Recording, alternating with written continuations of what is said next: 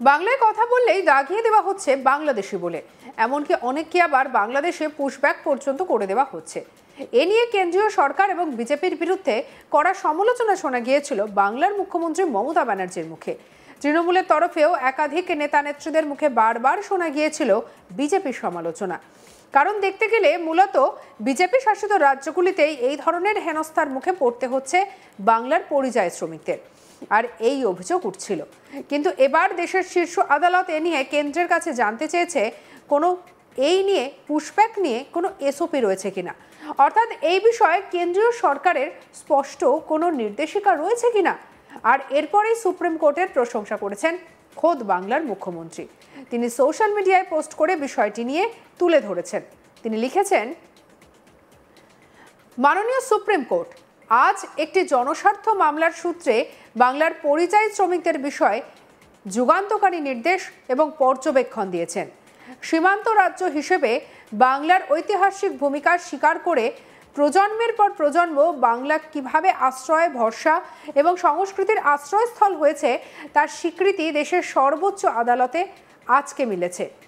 মাননীয় supreme court রাজ্যের মাননীয় হাইকোর্টকে অগ্রাধিকারের ভিত্তিতে পরিযায়ী শ্রমিকদের আবেদনটি শুনতে নির্দেশ দিয়েছেন।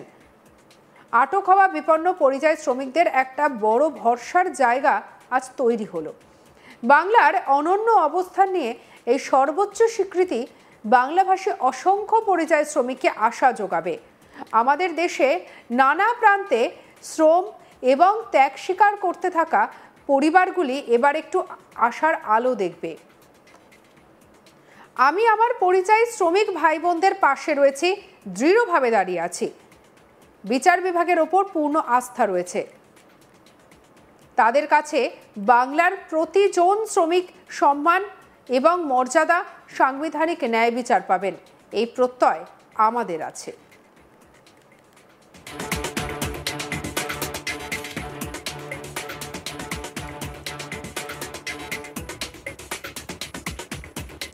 প্রসঙ্গত, সারা ভারত থেকে 500 জন এনে বাড়ি বাড়ি সমীক্ষার প্ল্যান করেছে বিজেপি। এবারে তাদের কাছে কোন তথ্য দেবেন না, নিজের এলাকায় ভোটার তালিকায় আপনার নাম রয়েছে কিনা দেখে নেবেন, আধার কার্ড করিয়ে নেবেন, আধার কার্ডকে মান্যতা দেওয়া হয়েছে, এমনই বিস্ফোরক অভিযোগ তুলেছেন তৃণমূল নেত্রী। কি বলেছেন শুনব। বাংলা ভাষা বলে যদি কিছু নাই থাকে তাহলে জনগণ মন অধিনায়ক জাতীয় সঙ্গীত হলো কি করে, বন্দে মাতরম ন্যাশনাল সং হলো কি করে, জয় হিন্দ স্লোগান দাও কি করে।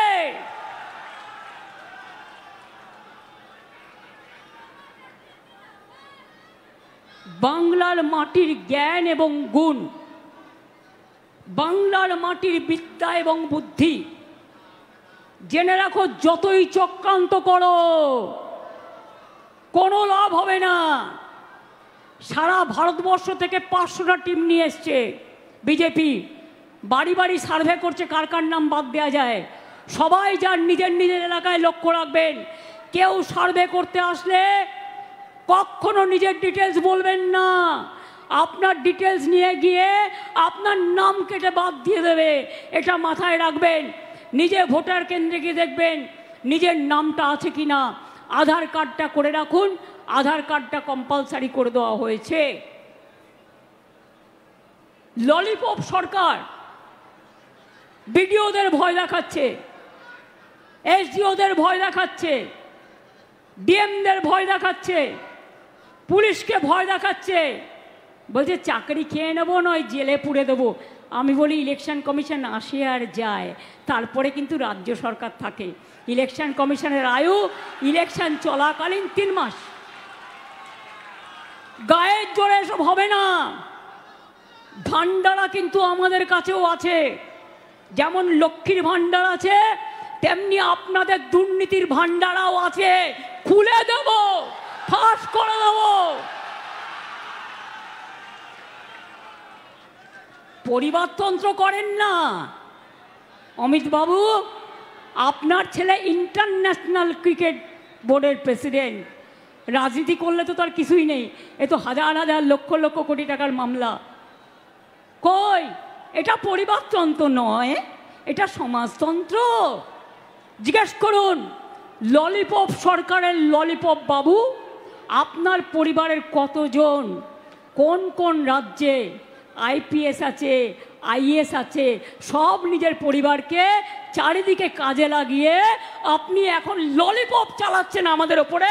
আমরা ললিপপ বাচ্চাদের দিই, 18 বছরের নতুন ভোটারদের আমরা ললিপপ দিই না, আমরা অধিকার দিই, গণতান্ত্রিক অধিকার দিই। তাই মনে রাখুন, আপনাদের জোর জুলুম বাংলা মানছেন না, মানবেন না। আপনারা যদি এখন, আমরা 100, বিনা যুদ্ধে 1 ইঞ্চি জমি তৃণমূল কংগ্রেস ছাড়েনি, ছাড়বে না। কারো সাহায্য ছাড়াই তৃণমূল কংগ্রেস দলটি তৈরি হয়েছিল, মানুষের আশীর্বাদে, শুভেচ্ছায়, দোয়ায়, জয় জহরে।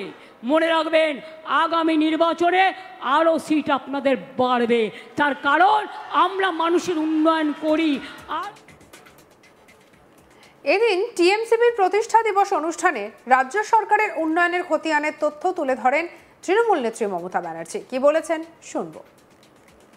যারা বলেছিল বিজেপি সরকার প্রতি বছরে 2 কোটি লোকের চাকরি দেবে, তারা প্রতি বছরে কত কোটি লোকের চাকরি খেয়েছেন এই 14 বছরে? আর আমাদের আমলে আমরা কিন্তু 2 কোটি লোকের চাকরি দিয়েছি এবং আমরা অনেক কর্মসংস্থান করেছি। মনে রাখবেন, নীতি আয়োগ পর্যন্ত, এটা আমি বলছি না, নীতি আয়োগ বলছেন, সেন্ট্রাল গভর্নমেন্টের তৈরি করা, নেতাজি সুভাষচন্দ্র বোসের প্ল্যানিং কমিশন তৈরি করে দিয়ে যে নীতি আয়োগ তারা তৈরি করেছিলেন, তারা বলছে 22-23 সালের বার্ষিক বেকারত্বের হার ছিল মাত্র 2%, জাতীয় লেভেলে যা ছিল 3.2%, অর্থাৎ আমরা 30% কম ছিলাম, বেশি ছিলাম। বেকারত্বের হার আমরা কমিয়েছি 40%, বেকারত্বের হার আমরা কমিয়েছি। কর্মদিগন্ত এশিয়ার বৃহত্তম লেদার কমপ্লেক্স, 35,000 কোটি টাকা বিনিয়োগ হচ্ছে, 7.5 লক্ষ লোকের চাকরি। বেঙ্গল সিলিকন ভ্যালি, 27,000 কোটি টাকার বিনিয়োগে 75,000 আইটি কর্মসংস্থান হাব। মেট্রো কোচ, ওয়াগন ফ্যাক্টরি, জাহাজ factory, steel factory, power factory, Deocha Pachami, Jangalmahal, 6টা economic corridor, industrial park, MSME, small scale, medium scale, আমরা নাম্বার 1, স্কিলে আমার নাম্বার 1, এমএসএমইতে মেয়েদের কর্মসংস্থানের দিক থেকে সেলফ হেল্প গ্রুপে আনন্দধারায় আমরা নাম্বার 1।